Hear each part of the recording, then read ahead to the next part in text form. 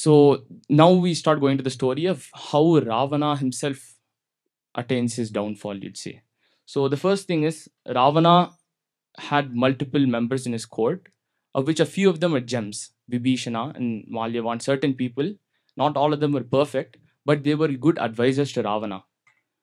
And Ravana is also an able leader. He's very intelligent.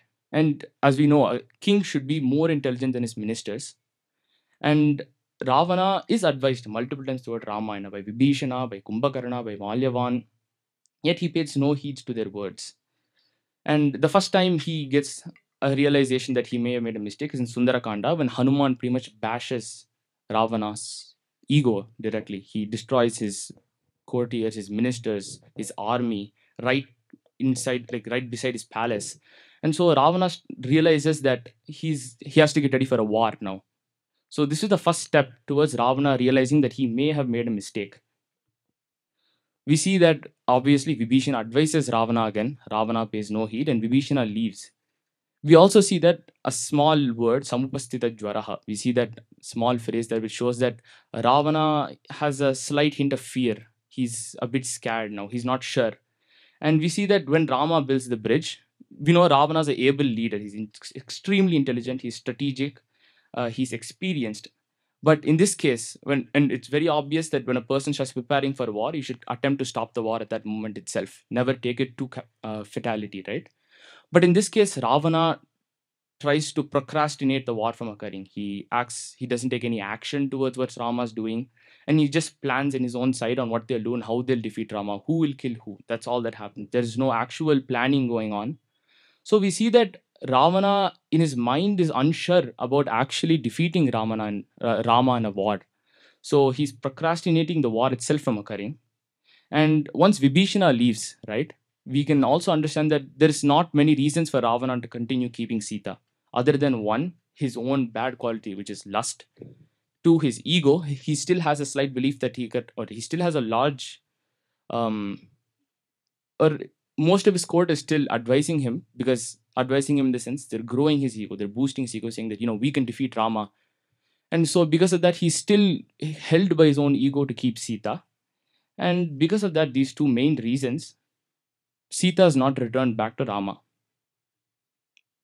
So now the war occurs, the war starts, and I'm just going to skim through this part, but more or less, one by one, all the major leaders of Ravana's army are killed.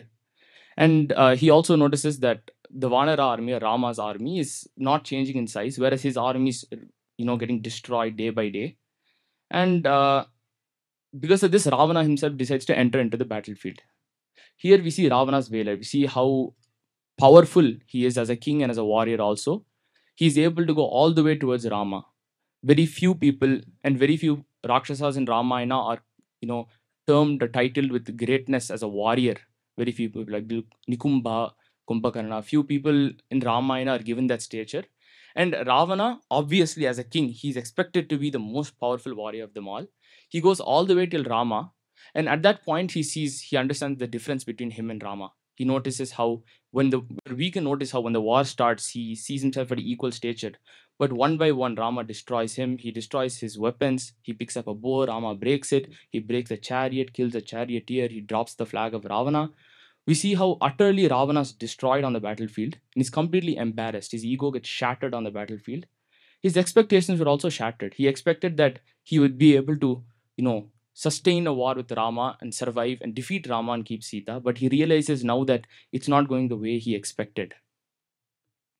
So after this, Ravana sends his brother Kumbhakarna. Kumbhakarna also gets killed. And at this point, he realizes, because Kumbhakarna and Indrajit are his right hand and his left hand, right? They're the people who support Ravana through all his actions. Now Kumbhakarna is gone. He's trying to, think seriously about his actions. And he realizes that maybe he should have listened to his younger brother Vibhishana. He would have avoided all this conflict. The remaining Rakshasas, as they usually do, they boost Ravana's morale. You can still defeat Rama. We'll go fight. We'll kill all the Vanaras and we'll take care of Rama. You keep Sita. And of course, this Goshti also goes to war. They also get killed. And, it just continues more and more. So Ravana is the kind of person who's still believing that he can still do this because more people are supporting him. And at the end of the day, what happens is his own son, his lovable son Indrajit, also gets killed. right?